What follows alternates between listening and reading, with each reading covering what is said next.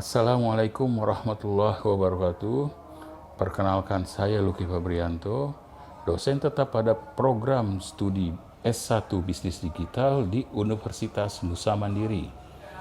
Video ini merupakan bagian dari media pembelajaran mata kuliah Bisnis Intelijen yang saya ampu. Pada kesempatan ini, saya akan menjelaskan secara singkat mengenai mata kuliah Bisnis Intelijen. Mata kuliah ini dirancang untuk membekali mahasiswa dengan pemahaman mengenai bagaimana data dapat dimanfaatkan sebagai dasar dalam pengambilan keputusan yang tepat, akurat, dan berbasis fakta. Selain memahami konsep, mahasiswa juga akan memperoleh keterampilan dalam mengolah, menganalisis, memvisualisasikan, serta menginterpretasikan data menggunakan berbagai pendekatan bisnis intelijen. Mata kuliah Bisnis Intelijen memiliki bobot 4 SKS dan dilaksanakan dengan pendekatan pembelajaran yang mengintegrasikan teori, studi kasus, serta praktek analis data, sehingga mahasiswa mampu menghubungkan konsep bisnis intelijen dengan kebutuhan bisnis dalam dunia industri saat ini. Materi yang dipelajari dalam mata kuliah ini meliputi pemahaman ruang lingkup bisnis intelijen, sistem pengambilan keputusan, konsep dan implementasi data warehouse, profesi bisnis intelijen analis, pengenalan berbagai metode data mining, proses data preparation, eksplorasi dan visualisasi data, serta pendalaman berbagai metode dan algoritma data mining yang digunakan untuk menghasilkan informasi yang bernilai bagi pengambilan keputusan. Melalui mata kuliah ini, mahasiswa diharapkan mampu memahami siklus bisnis intelijen secara menyeluruh, mulai dari proses pengumpulan data, pengolahan, analisis, visualisasi, hingga penyajian informasi yang dapat mendukung pengambilan keputusan strategis dalam dunia bisnis. Proses pembelajaran dilaksanakan secara full tatap muka, diisi dengan diskusi, praktek, studi kasus, dan tentunya pemberian materi. Pembelajaran juga didukung dengan e-learning manajemen sistem dari Universitas Nusa Mandiri. Penilaian dalam mata kuliah ini dilakukan secara komprehensif melalui keaktifan mahasiswa, tugas individu maupun kelompok, kuis, latihan, ujian tengah semester, serta ujian akhir semester yang menekankan pada kemampuan mahasiswa dalam menganalisis data, menyelesaikan permasalahan bisnis menggunakan pendekatan bisnis intelijen atau data mining. Selanjutnya, Anda akan menyaksikan cuplikan pembelajaran mata kuliah bisnis intelijen yang membahas salah satu materi, yaitu tentang data preparation. Pada sesi ini, mahasiswa akan mempelajari konsep data preparation atau pre-processing, mengidentifikasi masalah pada data, memahami dampaknya pada bisnis intelijen atau dalam proses data mining, serta menerapkannya pada sebuah kasus sebagai dasar pengambilan keputusan bisnis. Selamat pagi, Assalamualaikum warahmatullahi wabarakatuh. Waalaikumsalam warahmatullahi wabarakatuh. Setelah kita pelajari beberapa waktu lalu tentang fungsi-fungsi atau peran-peran dari data mining, sekarang kita masuk di pembahasan tentang data preparation. Jadi intinya, sebelum data itu kita analisis, kita harus melakukan pre-processing terhadap data tersebut. Harus pindahin sini aja. Oke, acuan dari RPS-nya seperti ini ya. Jadi mahasiswa atau kalian diharapkan mampu menjelaskan dan melakukan data preparation. Ya. Di situ kalian harus bisa menjelaskan, kalian harus memahami tahapan-tahapannya, dan kalian juga dapat melakukan proses pre-processing atau data preparation. Oke, secara konsep, konsep dari preparation. Data preparation seperti ini ya. Jadi pertama adalah raw data, ini data mentah, data yang kalian dapat dari sumber datanya. Lalu dilakukan dalam migration yang kita pelajari ada sekitar 4 atau 5 ini S-nya ya. Ini sekarang ini ada data modeling, cleaning, automation, reduction. Setelah dilakukan itu baru bisa dilakukan permodelan data mining atau bisnis intelligence. Modelan misalnya kita bisa lakukan klasifikasi, kita bisa lakukan asosiasi, kita bisa lakukan mastering dan sebagainya.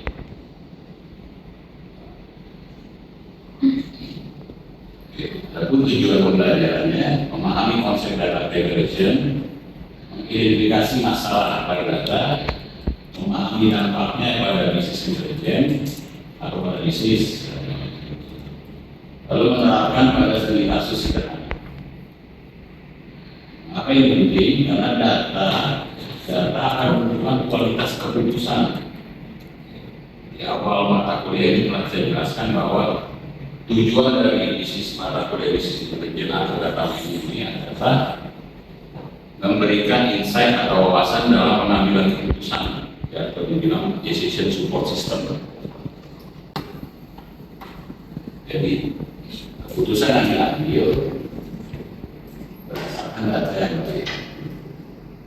Karena jika data analisis data preparation tidak baik, maka kualitas datanya yang tadinya bagus menjadi tidak bagus, lalu dilakukan pemodelan atau analisis sehingga istilahnya tinggal besok masuk sampah keluar sampah. Nah, ini juga digunakan untuk strategi di analisis kita, karena semua sekarang sudah terpapar oleh digitalisasi ya. Lalu data preparation atau pre-processing ini sebanyak 80% mempengaruhi keberhasilan model. Jadi asosiasi yang akan kita kembangkan atau model klasifikasi yang akan kita buat 80% keberhasilannya dari data preparation. Namun begitu 80% dari resources kita, dari tenaga kita, dari waktu, dari pikiran kita sebagai data analisis atau nanti kalian melakukan data analisis akan habis di sini di data preparation. Ya. Jadi ketika data sudah rapi, sudah bersih, dimasukkan ke dalam algoritma itu 30%-nya, tapi 80% itu dilakukan di data preprocessing ini. Secara besar makanya seperti ini pengumpulan data preparation, modeling dan evaluation. Jadi ini satu rangkaian lengkap dari pemodelan bisnis intelijen atau data mining. Rangkaian lengkap seperti itu. Data preparation adalah proses mengubah data mentah menjadi data yang siap digunakan untuk pembentukan model.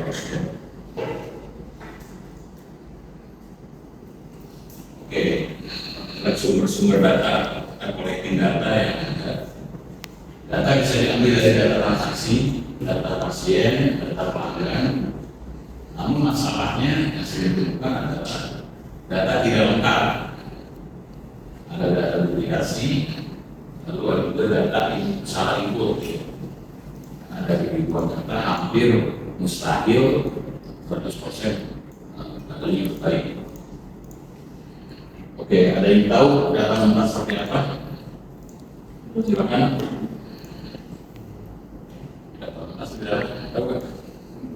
Data mentah ini data yang kita ambil langsung, misalnya kalian punya toko minimarket di rumah, data penjual 1 tahun kalian ambil, itu data mentah.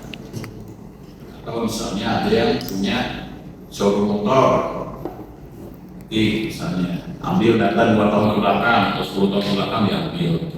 Itu namanya data mentah.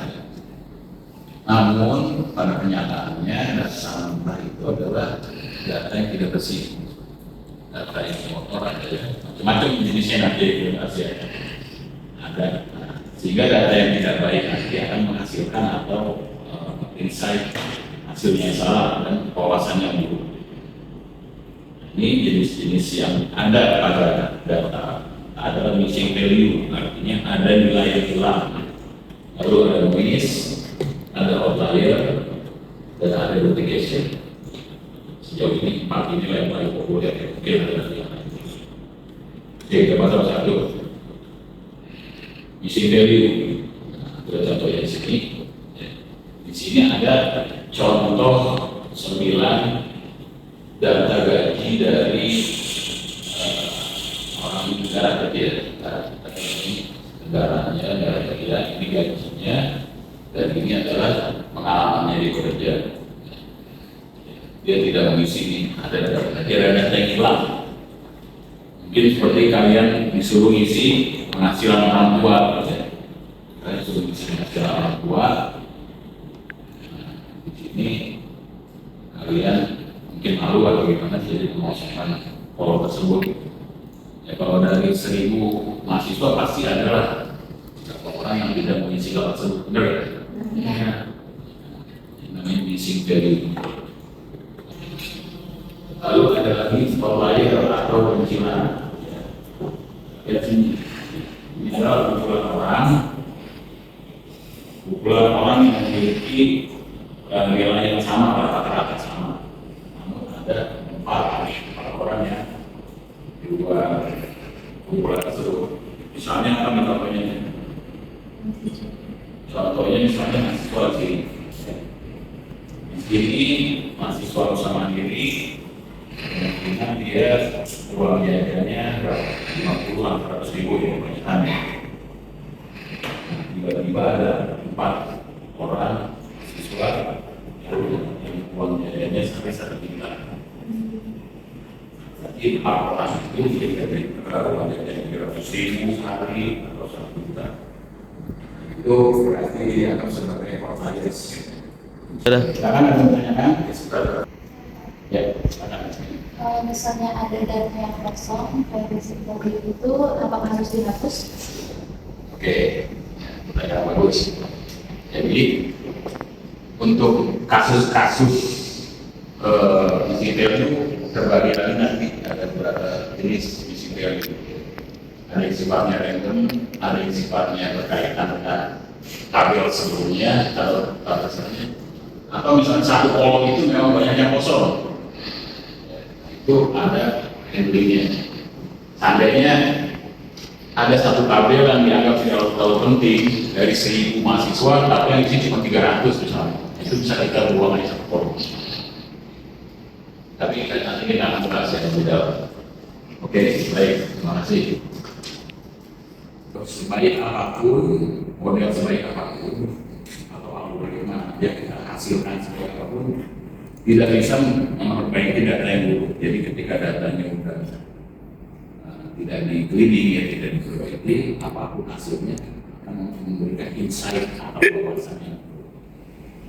Ketika kita akan paksakan semuanya ke dalam satu permodelan, tentunya akan membuat range yang luas kan antara ini dengan ini. Benar ya? Jadi antara tahun cuma 1 sampai 25 tahun, terus gaji mungkin dari 10.000 sampai 100.000, terus kita masukkan dalam model yang sama, itu akan mengakibatkan kalkulasi di dalamnya akan nggak bagus ya, sehingga ini diubah nih, gaji ini diubah menjadi rentang antara 0 sampai 1. Jadi gak usah semua kita kalkulasi. Oke, sebelumnya mau tanya dulu tadi dari proses-prosesnya, jadi silakan. Tadi kan ada data mentah ya Pak. Nah sebenarnya tuh perbedaan data mentah sama data yang udah siap dianalisis itu apa sih? Perbedaannya data mentah itu ya data yang kita ambil langsung dari sumber data itu ada mentah. Itu belum siap dianalisis. Data yang siap dianalisis itu data yang baik, data yang melalui proses preparation itu data yang akan menghasilkan insight yang baik ketika dilakukan pemodelan. Oke. Selanjutnya, jadi output dari data preparation adalah data yang bersih. Lalu datanya siap dianalisis, siap digunakan untuk data mining dan business intelligence. Nah, tentunya akan menghasilkan insight atau wawasan yang akan baik dan akurat. Ya, ingat ya, insight ini digunakan untuk decision support system. Ya, di awal juga sudah diajarkan decision support system. Decision support system apa artinya? Ada yang tahu? Ya, decision support system. Sistem keputusan ya, berdasarkan data. Nah, ini dampaknya ke bisnis. Oke, ya. Dengan data preparation menghasilkan data yang baik, lalu dilakukan modeling, tentunya akan menghasilkan keputusan yang lebih akurat ya. Lalu ketika kita lakukan prediksi akan lebih tepat. Lalu bagus juga untuk strategi marketing ya, efektif untuk strategi marketing. Oke, ada yang bertanya kan? Ya. Kalau untuk di bisnis digital sendiri, contoh nyata dari data preparation itu kayak gimana ya Pak? Oke. Contoh nyata data preparation, misalnya kalian mengelola sebuah portal marketplace. Ya. Di marketplace itu akan banyak sekali user dengan nama yang sama, ya, atau dengan alamat yang sama, atau dengan produk yang sama. Nah, kalian lakukan preparation-nya itu tentunya kalian dengan menghilangkan duplikasi. Misalnya ada seller namanya Regina, ada Pak Rakus, ternyata produknya sama dan orangnya sama, alamatnya sama. Itu berarti harus dilakukan penghapusan ya. Tidak perlu sebanyak itu. Oke, ada lagi yang menanyakan? Ya kan? Jadi lihat dari mahasiswa. Dari mahasiswa. Jadi tadi mahasiswa terus ada yang ngapain mahasiswa yang mana ya? Silakan. Saya Pak, Ya. kira-kira mana yang lebih penting, data preparation atau pemilihan algoritma? Data preparation atau algoritmanya? Apa? Oke, keduanya penting ya dalam ambilan keputusan, keduanya dibutuhkan. Tapi untuk permodelan dengan algoritma yang bagus, ya, tentunya harus menerima input atau datanya juga harus data bagus ya. Datanya data yang sudah di preparation, karena dari garbage in, garbage out, apa yang masuk sebagai sampah ya keluar tentu hasil atau insight-nya juga berupa sampah. Oke, ini berikut analoginya ya. Ini analogi biar lebih intuitif ya pengertian dari data preparation. Kalau kita masak seperti ini ya, pertama kita cuci bahannya dulu, benar kan? Kita bersihin ya. Terus kita potong-potong pakai garis-garis. Lalu baru kita olah ya. Ini di sini dipanggang. Kemudian kan kita bawangnya bulat-bulat kita cemplungin, dagingnya ini kan. Nanti kita lakukan preparation dulu persiapan ya. Baru bisa nyikat setelah itu. Oke, silakan ada yang bertanya lagi? Silakan. Ya, silakan. Bagaimana sih Pak cara menetapkan suatu data itu termasuk outlier atau tidak? Oke, ya. Untuk mengetahui data suatu data itu outlier atau tidak,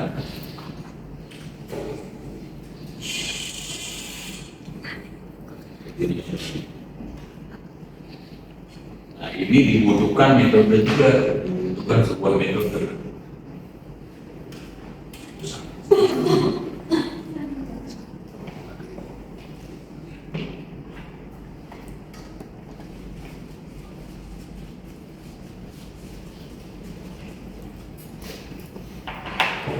Ya. Ada metode yang paling populer ya dalam hal outlier removal adalah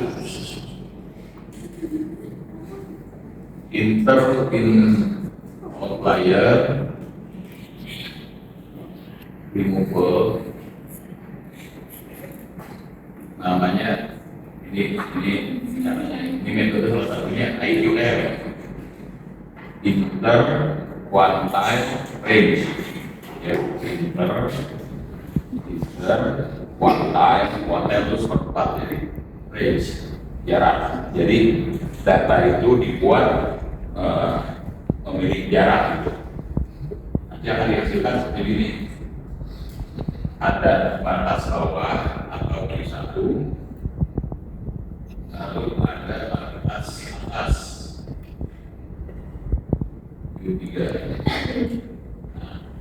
Jarak inilah yang dipakai di data yang selama data itu ada di sini, data ini dipakai untuk dilakukan pemodelan. Kalau contoh ulangan itu, namun ketika ada data yang ada di sini, nah ini dihapus, karena dia akan mengakibatkan tidak akuratnya sebuah model. Oke, kita lanjut. Berikutnya adalah latihan sederhana ya, atau quiz. Oke, kalian di sini kira-kira data apa nih?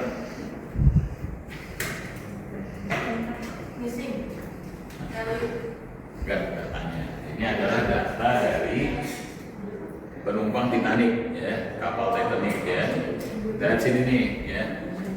Dan di sini ini cuplikannya ya, ada 6 data, ada 6 passenger di sini ya, 6 penumpang. Di sini ada yang survive direpresentasikan dengan 1. Kalau dia mati atau hilang 0. Lalu kelasnya di mana? Kelas 1, kelas 3 dan seterusnya. Dan ini ada jenis kelaminnya, laki perempuan. Ini ada usianya.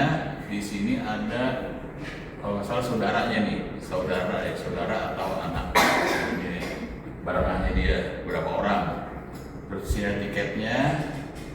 Di sini ada harga tiket dan di sini ada cabinnya. Jadi cabin berapa saat itu. Dan di sini adalah embark tuh tempat berangkatnya dia, embarkasi gitu ya. Di sini ada SS apa Southampton kali ya. C-nya apa? C-nya Chelsea tadi. Southampton, Chelsea ini punya apa nih? Citayam. View-nya Chris Park Ranger gitu. Jadi itu embarkasi ya. Oke, ya. Di sini ada berapa file missing value ya, nilai hilang. Oke.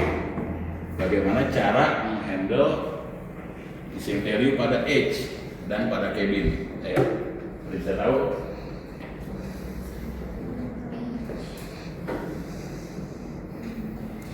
Silakan. Yang tahu kan? Ada yang diketahui umumnya. Iya, caranya gimana? Handlingnya gimana? Dari rata-rata. Nyari rata-rata. Oke, bagus. Ya, jadi jika datanya itu data yang hilang ini missing value tidak terlalu signifikan, misalnya dari 1000 hanya 5 yang hilang ya. Yang enggak maksudnya hilang ini ya, hilang data aku apa isinya. Nah, itu bisa dari rata-rata, ada isi. Misalnya setelah dirata-ratakan rata-rata penumpang berusia 35 tahun, ya udah isi 35 semua tuh. Oke, ya bagus. Lalu berikutnya cabin. Di mana cabin? Cabin sepertinya banyak yang kosong ya kalau kita dengar ya. Iya.